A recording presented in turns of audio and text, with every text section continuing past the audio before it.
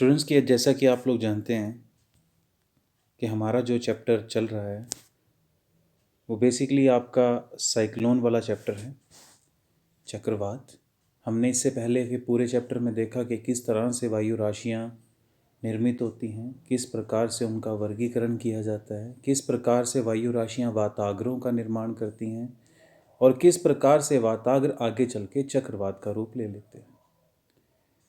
चक्रवात की परिभाषा हमने देखी। हमने देखा कि चक्रवात जो है वो किस प्रकार से दो अलग अलग वर्गों में, अलग अलग भागों में वर्गीकृत है, जिसमें से एक प्रकार के चक्रवात के बारे में हमने कल अपने लास्ट लेक्चर में देखा था, जो कि शीतोष्ण कटिबंधीय चक्रवात के बारे में जानकारी हमें देता था। हमने देखा कि किस जो शीतोष्ण कटिबंधीय चक्रवात है उसका विस्तार कितना होता है, उसका आकार कितना बड़ा होता है, उसमें पवनों की गति क्या रहती है और किस प्रकार से पोलर फ्रंटल थ्योरी जो है वो हमारे चक्रवातों का निर्माण करती है, खासतौर पे शीतोष्ण कटिबंधीय चक्रवात को।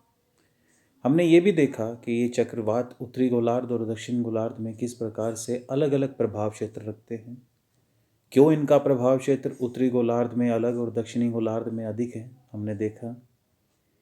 इसके साथ साथ अब हमारा जो नेक्स्ट टॉपिक बनता है वो है हमारा चक्रवात का दूसरा प्रकार, जिसे हम उष्ण कटिबंधीय चक्रवात कहते हैं। इंग्लिश में इसे ट्रॉपिकल साइक्लोन्स कहते हैं।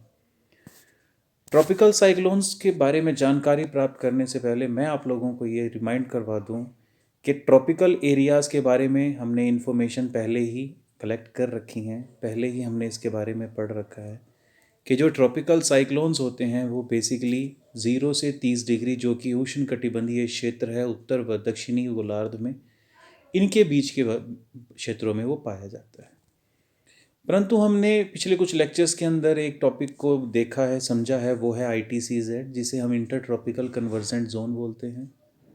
इसके साथ साथ हमने एक छोटा सा टॉपिक और समझा था, जिसके अंदर मैंने आप लोगों को बताया था कि 0 से 5 डिग्री से लेकर 10 डिग्री उत्तर व 10 डिग्री दक्षिण के बीच का जो क्षेत्र है उसे हम भूमध्य रेखीय क्षेत्र कहते हैं। और वायुदाब की पेटियों के बारे में जानकारी प्राप्त करते टाइम मैंने आप लोगों को बताया था कि ये भूमध्य रेखीय क्षेत्र बेसिकली 0 से 5 या 10 डिग्री उत्तर या 10 डिग्री दक्षिणी गोलार्ध का जो क्षेत्र है ये बिल्कुल शांत मंडल के रूप में ट्रीट करता है, जिसे हम डोल्ड्रम कहते हैं। हमने लास्ट लेक्चर्स के अंदर ये भी देखा कि किस प्रकार से गुरुत्वाकर्षण का प्रभाव यहाँ पर बहुत ही कम है, जबकि ध्रुवीय क्षेत्र पर गुरुत्वाकर्षण का प्रभाव जो है बहुत ही ज़्यादा है। हमने साथ साथ ये भी देखा कि भूमध्य रेखीय क्षेत्र पर कोरियोलिस बल का इफेक्ट जो है वो शून्य है, जिसकी वजह से यहाँ पर किसी भी प्रकार का पवनों में विक्षेप जो है वो उत्पन्न नहीं होता, और इस विक्षेपक बल की अनुपस्थिति के कारण यहाँ पर किसी भी प्रकार का चक्रवात जो है वो भी निर्मित नहीं होता। तो ये उष्ण कटिबंधीय जो हमारा चक्रवात है, ये चक्रवात बेसिकली किस क्षेत्र में विकसित होगा ये हमने आप लोगों को लास्ट लेक्चर में बता दिया था कि ये बेसिकली 5 डिग्री से लेकर 30 डिग्री नॉर्थ और साउथ यानी सदर्न और सदर्न हेमिस्फेयर यानी उत्तरी दक्षिणी गोलार्ध में ये विकसित होता है।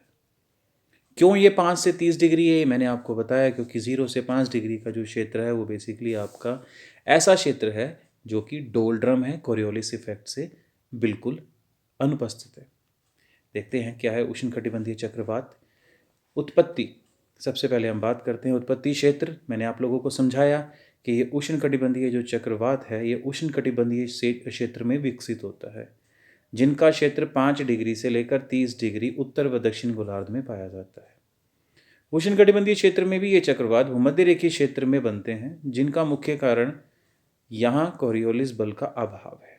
यहाँ बेसिकली एक मिसप्रिंट है कि उष्णकटिबंधीय क्षेत्र में ये चक्रवात नहीं बनते हैं और भूमध्य रेखीय क्षेत्र में तो बिल्कुल नहीं बनते, जिसका मुख्य कारण कोरियोलिस बल का अभाव है। इसके साथ साथ भूमध्य रेखीय क्षेत्र में निम्न वायु दाब जो है वो पाया जाता है, जिसके कारण पवनें जो हैं वो चक्राकार रूप नहीं लेती, जिस कारण यहाँ पर किसी भी प्रकार के चक्रवात का जो निर्माण जो है वो देखने को नहीं मिलता। इसके बाद जो हमारा नेक्स्ट टॉपिक है वो इसी से जुड़ा हुआ है। क्या है वो कि हमारा जो भूमध्य रेखीय क्षेत्र है, भूमध्य रेखा के निकट दोनों ही गोलार्धों में व्यापारिक पवनें आकर मिलती हैं। कौन सी पवनें का क्षेत्र है ये? व्यापारिक पवनें, जिसे आप लोग ट्रेड विंड के नाम से जानते हैं। जिस तल पर ये पवनें आकर मिलती हैं उन्हें ITCZ के रूप में जाना जाता है, inter tropical convergent zone. Inter tropical convergent zone क्या होता है? देखिए, भूमध्य रेखा के दोनों तरफ, मैं आपको एक छोटे से डायग्राम से समझाने की कोशिश करता हूँ। भूमध्य रेखा के दोनों तरफ से जो पवनें हैं वो हमारे यहाँ पर यानी भूमध्य रेखीय क्षेत्र पर अभिसरित होती हैं। अभिसरित होती हैं जिसके कारण यहाँ पर एक खास किस्म के जो एक कन्वर्जेंट एरिया, एक कन्वर्जेंट जोन डेवलप होता है, जो सूर्य की स्थिति में परिवर्तन के साथ उत्तर व दक्षिण की तरफ खिसक जाता है। या तो वो 5 डिग्री उत्तर या फिर वो 5 डिग्री दक्षिण की ओर खिसक जाता है। और खिसकना क्या है? बेसिकली यहाँ पर जितनी भी हमारी टेम्परेट बेल्ट्स हैं, जितनी भी हमारे एयर प्रेशर बेल्ट्स हैं, उन पूरे के पूरी बेल्ट्स का खिसकाव देखने को मिलता है, जिसे हम इंटरट्रॉपिकल कन्वर्जेंट जोन के नाम से जानते हैं। और इनका खिसकाव भूमध्य रेखा से काफ़ी दूर तक हो जाता है। इसी अभिसरण तल के से पवनें गर्म होकर ऊपर की तरफ उठती हैं और कोरियोलिस बल के कारण इन पवनों में निम्न वायुदाब क्षेत्र विकसित होता है। पवनें सभी दिशाओं से अभिसरित होना शुरू कर देती हैं, जिसके कारण केंद्र में किस प्रकार का वायुदाब बनता है? हमारा निम्न वायुदाब का क्षेत्र बन जाता है। देखिए, जब पवनें ही नहीं चलेंगी तो पवनें अंडाकार रूप किस प्रकार से लेंगी? यानी इन पवनों का अंडाकार फॉर्मेशन जो है वो बेसिकली किस फॉर्मेशन में होता है, किन कारणों से होता है, ये हमने यहाँ पे देख लिया है। तो इसके बाद जो हमारा टॉपिक है वो बेसिकली इसी बारे में है कि यहाँ पर एक तो आपका कोरियोलिस फोर्स जो है वो बहुत ही कम होता है, यानी ज़ीरो के बराबर है। अगर कोरियोलिस फोर्स ज़ीरो है, उसके साथ साथ यहाँ पर जो पवनें हैं वो अभिसरित होती हैं। लो प्रेशर एरिया है, जिसके कारण पवनों के अंदर बेसिकली कोई भी चक्राकार फॉर्मेशन जो है वो यहाँ पर नहीं बनती। और जब तक चक्राकार फॉर्मेशन नहीं बनेगी तब तक चक्रवातों का निर्माण जो है वो संभव नहीं होगा। ये दोनों ही सूरतें यहाँ पर अनुपस्थित रहती हैं। इसके साथ साथ आगे हम देखेंगे कि किस प्रकार से यहाँ पर विभिन्न अवस्थाएं बनती हैं, जिन अवस्थाओं के कारण चक्रवात जो हैं वो बनते भी हैं और बिगड़ते भी रहते हैं। मौसम वैज्ञानिकों ने उष्णकटिबंधीय चक्रवातीय तूफान को वायु का एक ऐसा प्रचंड व गहरा चक्रवातीय भ्रमल, यानी एक भ्रमल क्या होता है बेसिकली आप लोग जानते हैं, जो हम अमूमन देखते हैं एक इस प्रकार का भंवर जिसको आप लोग बोलते हैं, भ्रमल कहा जाता है, जिसमें धरातल के निकट वायु का चक्राकार केंद्र मुखी प्रवाह और मध्यवर्ती स्तरों में तीव्र गति ऊपर की ओर प्रवाह शीर्ष मार्ग में वायु का निस्त्राव पाया जाता है। यानी जब धरातल के निकट हो तो वायु कैसी होती है? चक्राकार शुरू होती है। केंद्र मुख की तरफ प्रभाव होता है, यानी बाहर से अंदर की तरफ ये प्रभाव बेसिकली देखने को मिलता है। मध्यवर्ती स्तर में तीव्र गामी, यानी जैसे इसका आँख, इसे हम बेसिकली चक्रवात की आँख कहते हैं। इस चक्रवात की आँख में जो मुख्य क्षेत्र होता है, यहाँ से हर वस्तु जो है वो केंद्र की तरफ तीव्र गति से ऊपर की ओर धकेल दी जाती है। और शीर्ष भाग में वायु का निस्राव, यानी जो हमारी इस पूरे एक तरह से आपका चक्रवात है, इस चक्रवात का जो निर्माण है वो धरातल से लेकर कुल मिलाकर आपके वायु के ऊपरी क्षेत्रों तक, वायुमंडल के ऊपरी क्षेत्रों तक पाया जाता है। It's something like that.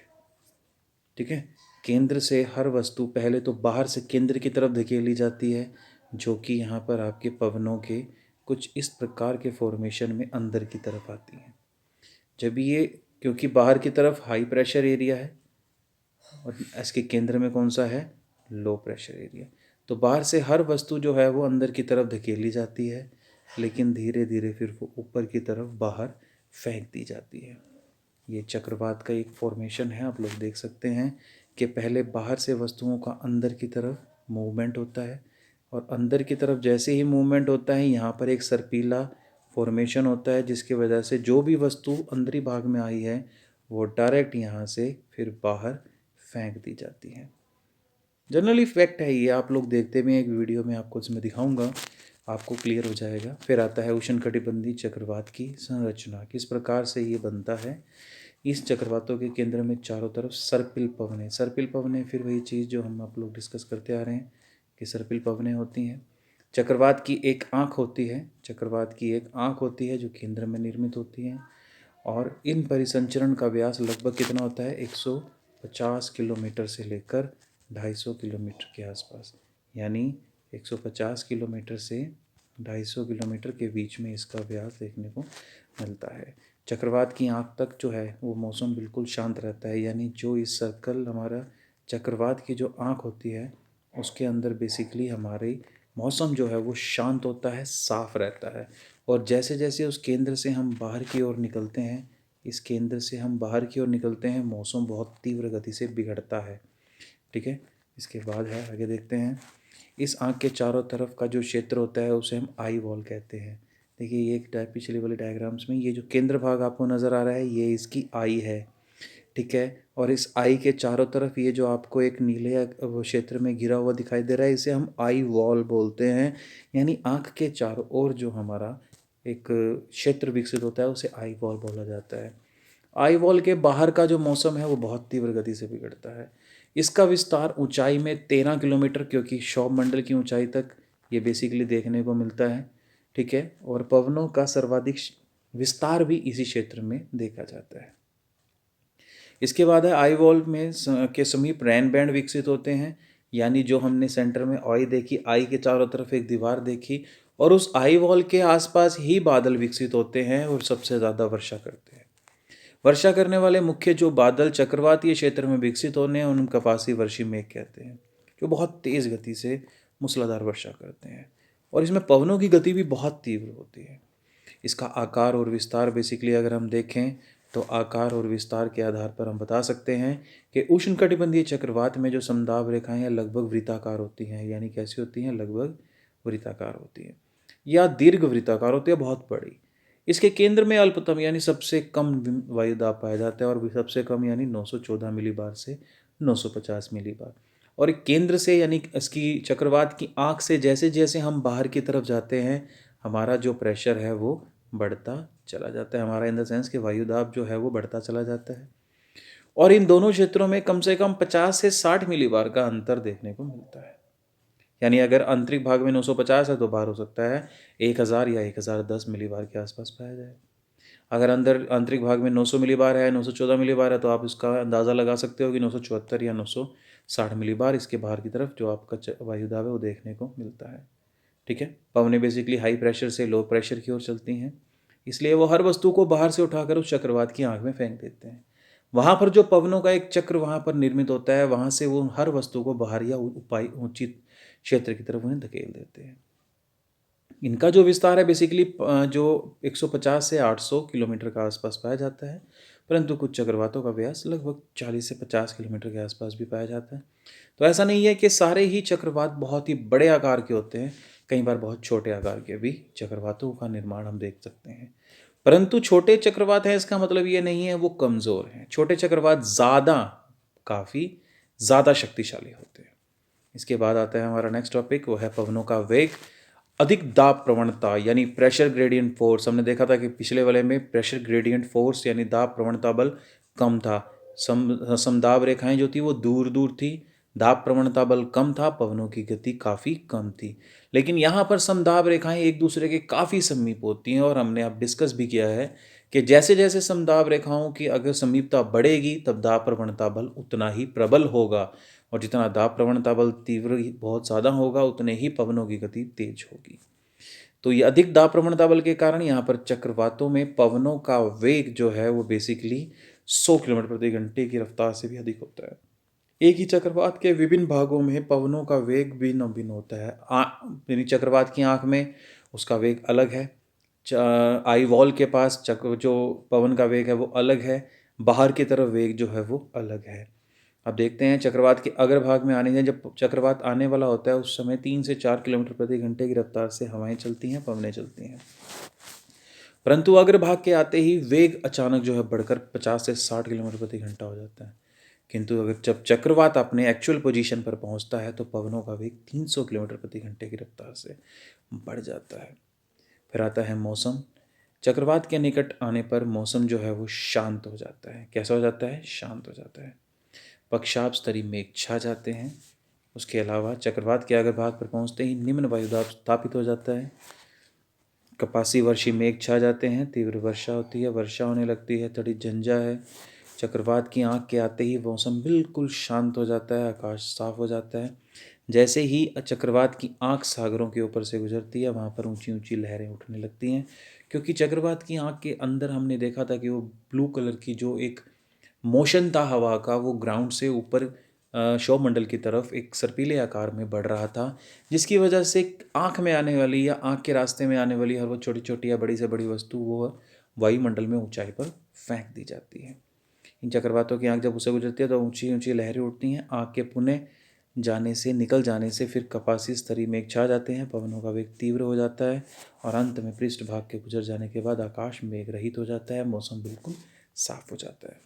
उसके बाद आता है हमारा उष्ण चक्रबंधीय चक्रवातों कटिबंधीय चक्रवात का मार्ग व प्रभाव क्षेत्र।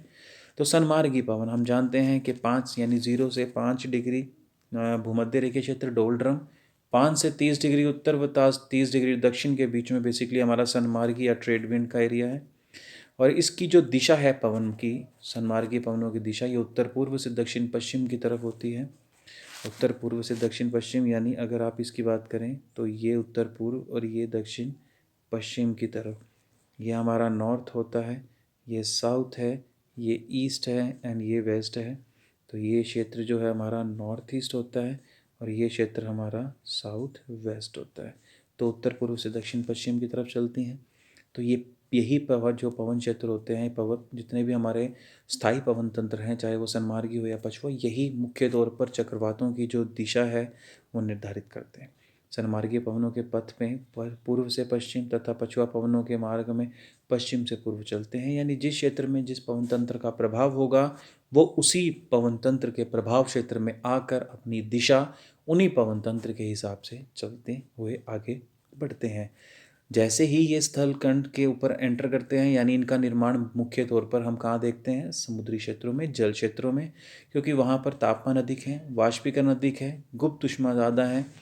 गुप्त ऊष्मा के अंदर उनकी शक्ति छुपी होती है चक्रवातों की, और जैसे ही आप जलीय क्षेत्र को छोड़कर स्थलीय क्षेत्र पर पहुँचते हैं, इनकी शक्ति समाप्त हो जाती है और ये धीरे धीरे जो है वो समाप्त होना शुरू कर देते हैं। मुख्य प्रभावी क्षेत्र कैरेबियन सागर, प्रभावी क्षेत्र में कैरेबियन द्वीप दक्षिण पूर्वी यूएस से। फिर आता है चीन सागर में प्रभावी क्षेत्र जो है फिलीपाइंस, चीन एंड जापान। हिंद महासागर में Bharat, Bangladesh, Myanmar and Australia. उनके कुछ नाम हैं उष्णकटिबंधीय चक्रवात के। जैसे अगर हम यूएसए और मेक्सिको के क्षेत्र में बात करें तो उष्णकटिबंधीय चक्रवातों को वहाँ पर किस नाम से जाना जाता है, टॉर्नेडो के नाम से। चीन, जापान, फिलीपींस के पास उष्णकटिबंधीय चक्रवात को टाइफून के नाम से जाना जाता है। पश्चिमी द्वीप समूह और कैरेबियन सागर के पास इन्हें हरिकेन के नाम से जाना जाता है। ऐसे ही भारत में इन्हें चक्रवात कहते हैं, ऑस्ट्रेलिया में इन्हें विली विलीज, फिलीपींस में बागियों। देखिए ये बागियों जो शब्द है आपसे इस पिछले से पिछले लास्ट जो एग्ज़ाम हुए थे कुरुक्षेत्र यूनिवर्सिटी के, वहाँ पर बागियो शब्द पूछा गया था। तो फिलीपींस द्वीप समूह के पास उष्णकटिबंधीय चक्रवातों का जो नाम है वो बागियो है। इसी तरह से जापान में ताइफू के नाम से जाना जाता है। और ये कुछ एक वीडियोज़ हैं, उस वीडियो को मैं आप लोगों के साथ प्ले करता हूँ। आई होप ये आप लोगों के लिए कंसेप्चुअल क्लियरेंस का काम करेंगी। आप लोगों को ध्यान में रखना है कि ये जो टॉपिक हैं बेसिकली ये इतने मुश्किल है नहीं जितने मुश्किल हमें इनको थोड़ा सा समझ लेते हैं, बट फिर भी ये हमारे लिए काफ़ी इम्पोर्टेंट है, तो हमें इनका ध्यान रखना है। और अपने जो भी आंसर राइटिंग है उनके अंदर ये सारी चीज़ें हमें ज़रूर से ज़रूर जो है वो मेंशन करनी होती हैं। इस चीज़ का आप ज़रूर ध्यान रखें।